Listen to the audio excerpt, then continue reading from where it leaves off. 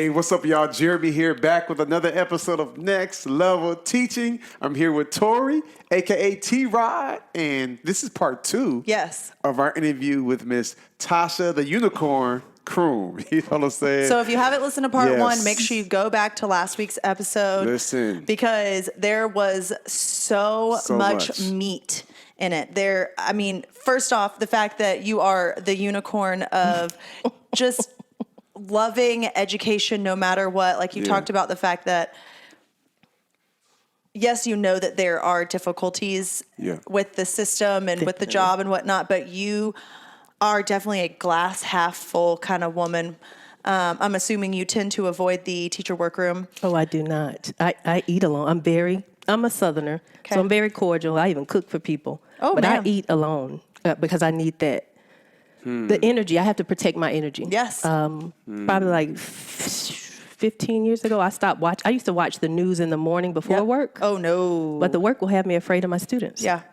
Yeah. So and how can you teach kids that you're afraid of? So I had to stop that. You know, I'll catch the synapses of the news, or call my mom or cousin, someone who's all into the news, because I can't be on edge dealing with the people that I'm serving. So we about to go deep, y'all, for these next few minutes with this podcast. So if you did not catch part 1, you need to catch part 1, right? Yeah. Tosha has been teaching for over 24 years in the educational space, middle school, high school, special schools, for older students, literacy coach, administration. Like it's been a lot that she's been in, and we learned so much from our first episode. So just make sure if you didn't catch the first one, you want to catch this one now. Yeah. So let's go deeper. Let's go deeper into what we were just talking about. Go ahead. Well, okay, so first off, I heard that you were Teacher of the Year. Yes. So tell me about that. Tell me about what that was like. And what year in your 24 years was that? Was it like 2010? Okay. I was like, I didn't feel like I deserved it, only because I feel like sometimes that's what people think just you're most doing. heroes, I feel like I'm not a hero. No. I just saved this No, life. I was going to say, then that means you deserved it. If that's how you feel, then that means you deserved it. Because if you was like, I'm nice. I was doing everything, but I wasn't doing everything to be recognized. Mm-hmm. So I was helping different departments, different grade levels, parents. Your child did not have to be in my class for you to know me. Oh. Like even for the new job that I have a former parent who wrote a letter of recommendation, and I didn't even teach her child. So to get that, it was an honor, but I didn't need it. Some people they need just to keep going. I'm like give that to someone else. Yes, give that to someone else. I like to say I was raised, so the good things that I have, I know I have that. I'm just about building that same light up in other people. So I will say though, I tend to gravitate toward the Teacher of the Years at my school because there's a reason that they were that. Right. And there's something that I can learn from them. Right. So I actually requested a couple of years back to be on a team with a Teacher of the Year because it was our language arts teacher, and I wanted to learn from her. And so I took that year, and I was in her classroom every day before and after always school. Open. I never close it. And I would take every bit of information I could get from her and all of her tips and tricks to help me grow as a teacher. Sometimes it not worked against me, but once people become comfortable with you, they'll say, hey, they used to sit down to me and say, why aren't you doing what Croom doing? I'll tell them, I'm not her. That's a lot of pressure too. And I understand that. Yeah. Oh, absolutely. But I think that there is so much good that can come out of it because it does let, especially the younger, newer teachers know this is someone that I can go to learn from. Yeah. Right. And even to this day, you got that open door policy, whoever needs it. Yeah. Right. Even when you said that it took me to almost a sensitive spot, one of the principals who left too soon, the incident that occurred with Westlake High School, the principal, that was one of my mentors, or mentees, I should say, because I was mentoring him because he came from corporate America. And his wife, when she met me, she was expecting to meet an old lady because Jamar was always talking about Miss Croom, but we were all the same age. Yeah. So it can help to develop relationships, but sometimes it's intimidating to other people because they feel like you're judging them. Yeah, so it's catch-22. The focus is the children, so that's hopefully, it. the rest falls in place. And I'm guessing that's what got you the Teacher of the Year recognition, what you weren't looking for. You're just looking for, how can I help? Right. What fires can I put out? How can I support? What teachers can I look out for? How can I enhance things, the experience with the kids? How can I be there for the parents? Like, you were just looking to do what needed to be done. Yeah, that was when I was 9th grade coordinator. So I was doing a lot. Yeah. A lot. But it was good too, and it was working and people were loving it and the morale was good. So, yeah. So I want to know, how do you do all of that and still have time for you? Yeah, because I have a 17-year-old too. I'm an early riser. I need 3-4 hours sleep. During the school year, I go to the gym at 4:30. I'm sorry.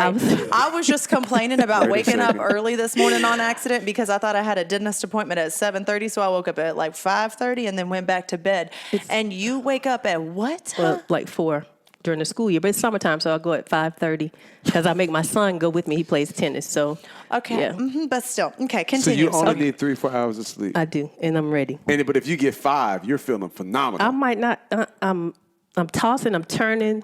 Really? Yeah, but see, I sleep and I wake up. You sleep. No, but when I wake up, I'm ready. What are we doing? Yeah. Okay, what are we you're doing? different. So, yeah, I know.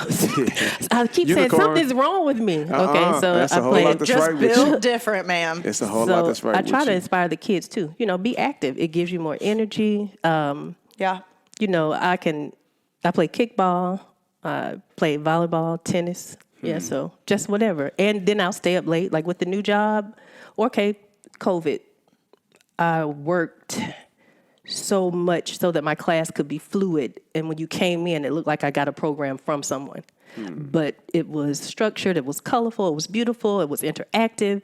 But I worked so hard the first semester. Yeah. So second semester was a breeze. But first semester, I was literally working before class, in between class, after class, and still got to go to the gym. No, that way I don't go crazy.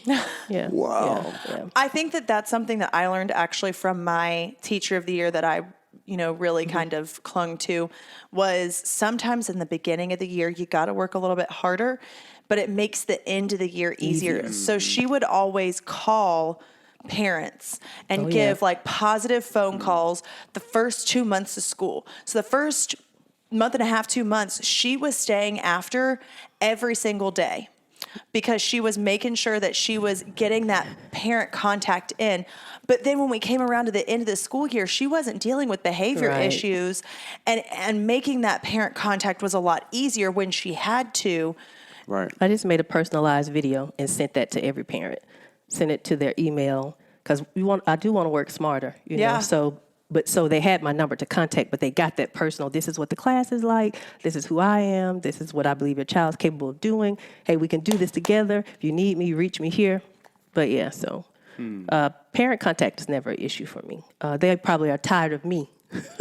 Yeah, because if the kid isn't doing well, I can't give him a grade. What are we going to do? How are you going to help me? Yeah. Yeah, so. And I think that that's where I lacked and struggled for a long time, was because I don't like the confrontation, right? And it feels very confrontational. They can be.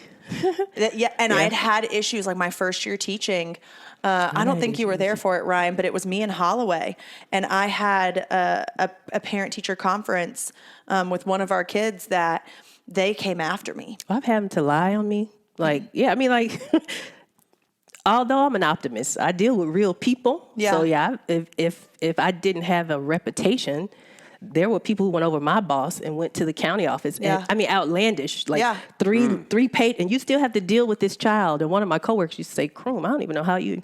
It's a kid. That's the parent. I can't be upset with you. I mean, I know who you are now, Tori. But I'm still going to smile. I'm still going to answer your questions. I'm just never going to be anywhere without someone else who can see. But it's real. It's messy. Yeah.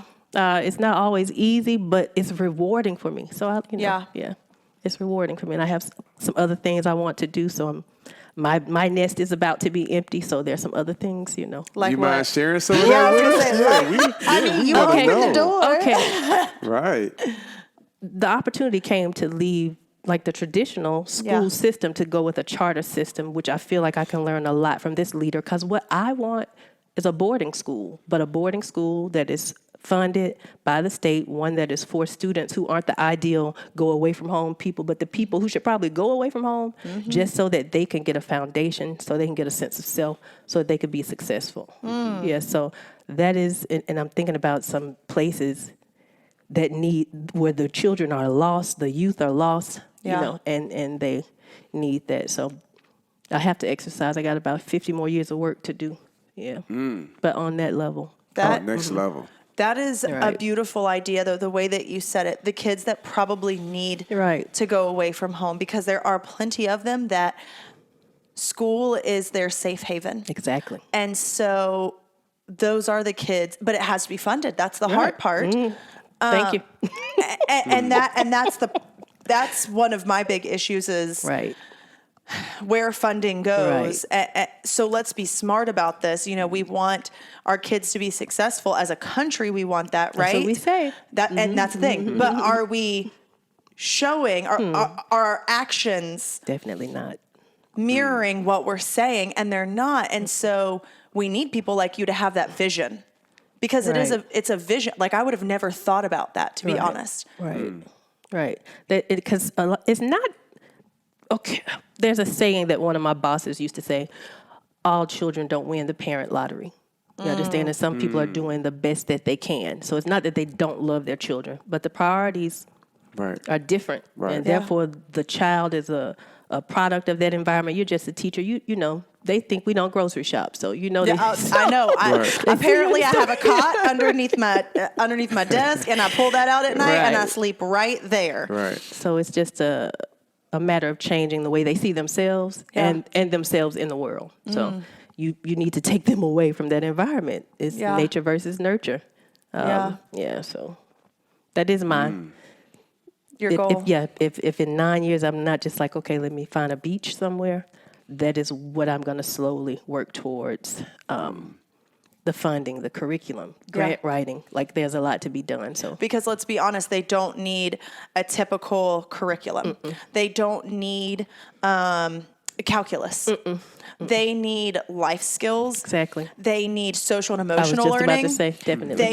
They need to really have, which all kids need this, let's be honest. All kids need a curriculum that is more real world based.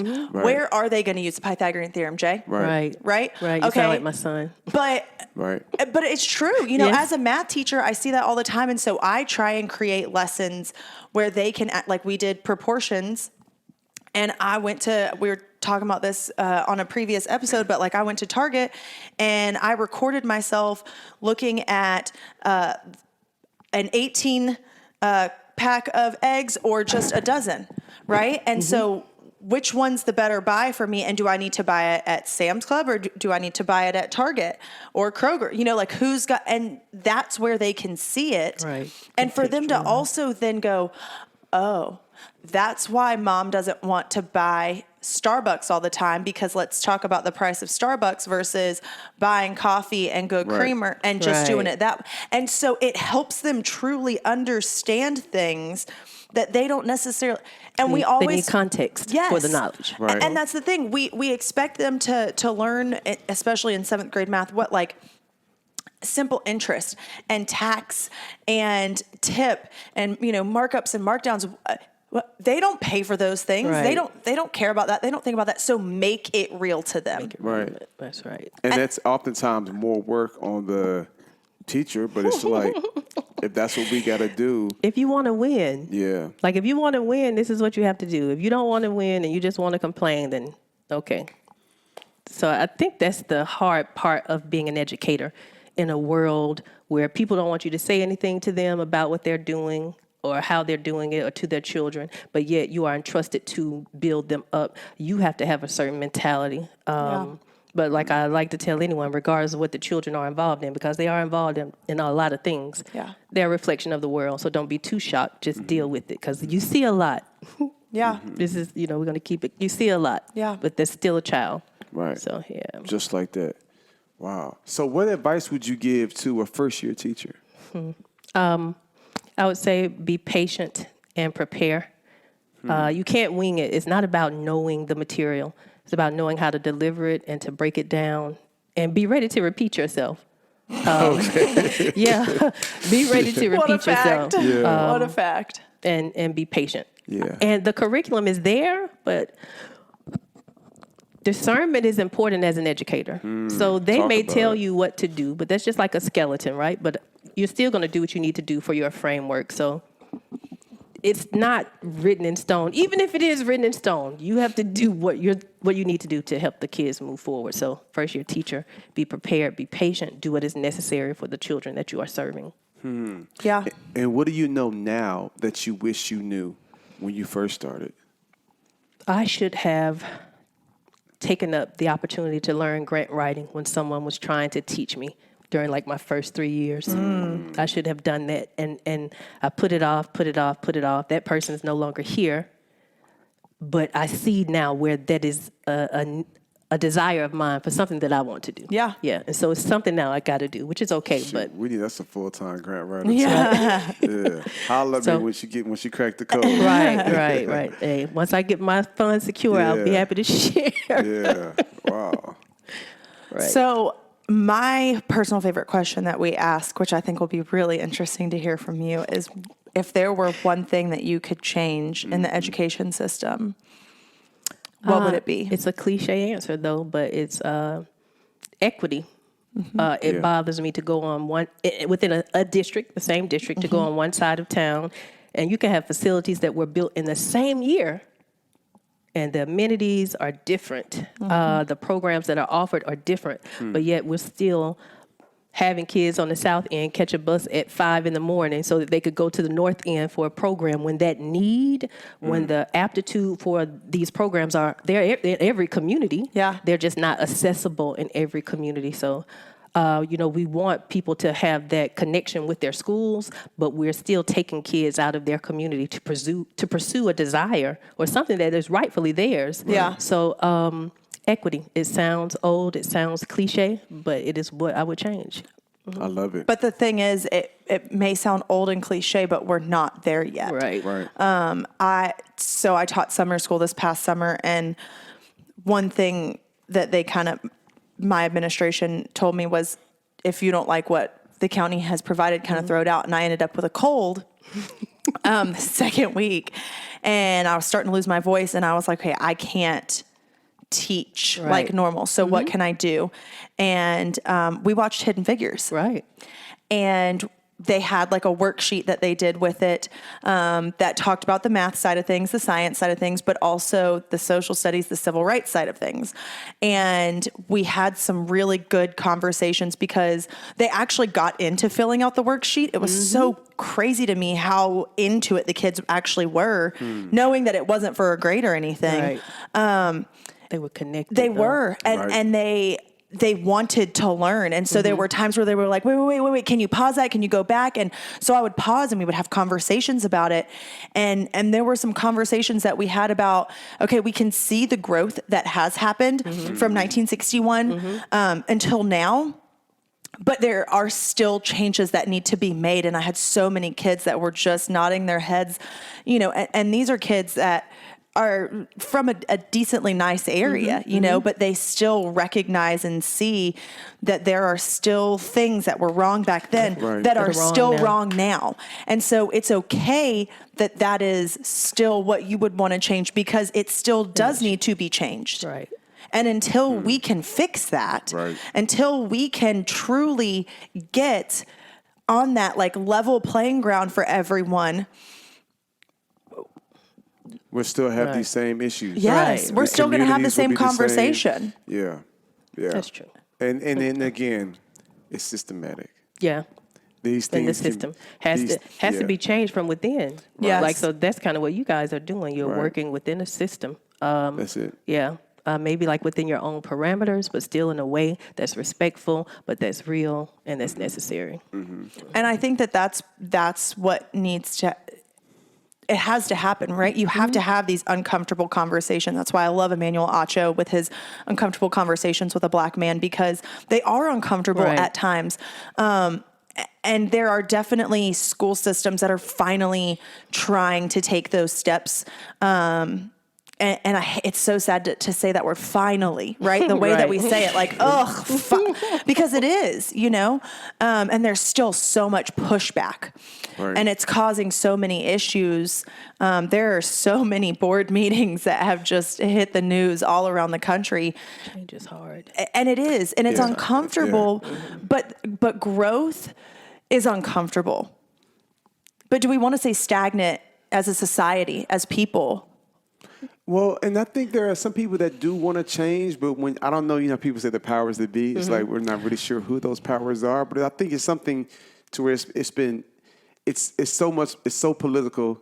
It's so much money involved. It is systematic at its core, and I think that's what makes it so challenging to change a lot of these things. What I feel, the powers that be, a lot of times their children are gone, so they don't have like a intimate connection to what is happening in this system. Yes. Maybe there should be some way that you roll into a school setting for a month or a week each year. Come step into my shoes, bro. Yeah, just Come for on. a week. Something to keep them rooted in what is needed and what is happening. Out of touch. Yeah, it's one thing to talk about something in theory. It's another thing to talk about it in practicality. And I think that's the disconnect between what's happening in the schools, what's talked about in the board meetings, what decisions are made and then given to you, to me, to fulfill. And we're like, what? We're spending this money on this? What? Why are we doing this? Yeah. But I think we also have to talk about the power that we have. Right. Right? I like it. Like, we may not be able to change the things way up top. I recently told my mom, I said such a big statement, but I believe it. I said, Mom, I'm going to change the education system. Right. I don't know what it is. I don't know how yet. And my mom's like, Tori, that means that you're going to have to get into policy and politics and blah, blah, blah. The thing that you don't want to do, but it's necessary. Right. You was like, nah, forget the politics. I'm going to get into a podcast. Yeah. But honestly, though, this is a way that I'm able to leverage my voice to change education, because we as teachers have the power, ultimately. Right. I know that we think that we don't, but ultimately, who's in the classroom every single day? Right. Who's the one that has the conversation every single day? We are. Right. So when we shut that door, what happens behind that door is our choice. Right. You made the statement about your math teacher and the mod and how you had them at the end of the day. I taught in the mod. One of my walls was yellow, one was blue, one was green, one was purple. There were affirmations on the wall. So even if it was the end of the day, you knew that even though you were just in 3 other rooms in this modular, when you came in here, it was a different space and a different energy. And that was just taking on what I could do within this system. So I definitely get that, because it was very hard rolling that paint on that. What is it that they in the modulars? What kind of wall is it? Like the vinyl. Yes. Okay. A lot of layers. But hey, no one could really use the room after I left, but while I was there. Right. Yeah. And that's our thing with the podcast, is we realize there are, because it's easy for us to get into rants. Yes, it is. About what should change, what we can change, what's not happening, what's not right. But one thing we try to do is to say, okay, but what can we do about it within our smart spirit influence? And that's how our company operates. I don't know, it's probably 5-6 years ago, Ryan was telling me about PBIS, and then we got into SEL, and we said, man, because people asked me, Jeremy, what's the one thing you would change about the educational system? It would be to have a counselor or a social worker, someone that can really focus on their whole child. But if I'm not able to change that, what we can do is we can create a curriculum that can be in hundreds and soon thousands of schools across America that can help speak and breathe life into them, and to fill that void that's inside their hearts and minds. And so I love the idea of us saying, okay, these are the things we would like to change, and this is the best that we could do with what we have, and we go from there. And that's okay. And I think that we have to start thinking about like that as teachers, because we can get into our space of sitting in the teacher workroom and just venting. But what are we going to do about it? Right. And we do have the power. We have so much more power than we think we do. We really do. And I think we have to leverage that. And I think we have to remember that on a daily basis of, I have the power to make more change than some of that legislature does up there. Definitely. And that's the culture that you have to create within your building. Yeah, that's an intentional, that's the difference between having a manager and a leader. And so they can, even though you discuss these things that are in place that aren't beneficial, you still create a culture where your teachers are empowered and everyone has a common purpose and you can see things grow. Yeah. That's good. That's good. Well, we Yeah. about to see how you do In rapid with fire. This rapid fire. Yes. This has been rich. You got 60 seconds. All right. You ready? Yep. Maybe. Okay, let's go. Have you ever slapped someone in the face? Yes, I have. I have not always been this sweet and calm. I have 2 older brothers. Oh, Okay. that'll do it. So I'm a tomboy. Don't let the heels fool you. But never at school. I was a good student. Okay, there we go. All right. First celebrity crush. Aaron Hall from Guy. Okay. All right. How long does it take you to get ready? 15. Oh. Yeah, I'm a tomboy. Nickname your parents used to call you? Pumpkin. Pumpkin. Oh, Yeah. just cuties. No M. Pumpkin. Yeah, pumpkin. Favorite city in the U.S. besides the one you live in? It's anywhere there's a beach. Okay. Yeah. Okay. What does a person need to be happy? Purpose. Yeah. Favorite childhood TV show? Cosby Show. Who has Scared it to say easier, men or women? Women. I say that. Oh, yeah. You can get anything. You can get anything. You can get anything. Yeah. Yeah. I can get anything. Yeah. Yeah. Man, yeah. This has been good. It has. Okay. This has been good. So I just want to thank you so much for coming on today and just imparting so much knowledge. You have such a light about you Yes. that is so refreshing. And I think you are very much of a unicorn. You're right, because we do. We're not supposed to hear that.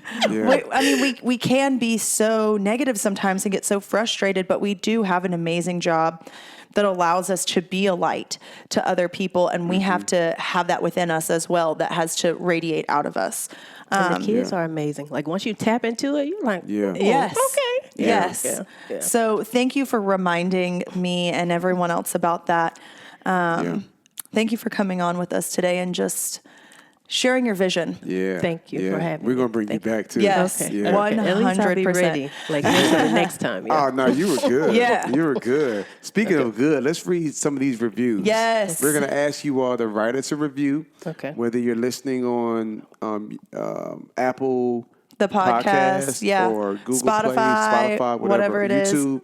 Yeah, you want to read did you get the ones Ryan sent? Yeah, I have one that I loved. So this one listener said, totally binged on the podcast. The fact that you binged a podcast instead of binging Netflix, I love that. I love it. I found it both refreshing and insightful. As a speaker who works to empower our youth, getting a first glance at the work of educators was so inspiring.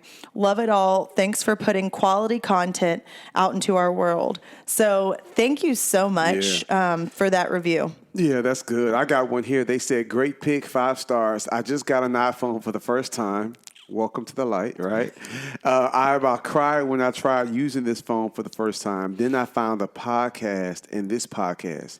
Usually when I'm done with teaching podcasts, I'm overwhelmed with things I have failed and have to do to be a teacher, but this podcaster says we should be, or what the podcaster says we should be. Well, this is the first teaching podcast that I feel calm and empowered because there is a third person behind this podcast, and he is felt through the words of the presenters. Wow. Yeah. That's deep. Yeah. That's deep. Yeah. Yeah, that's deep. Good Thank job. you. Yeah. Yeah. So leave us a review. Let us know if you're picking up what we putting down, and we do it for you all. This is free 99. Yeah, Right. Just it leave is. us a review. Let us know you're liking it. Yeah. Yeah. And we'll see you guys next week. Peace. Bye, guys.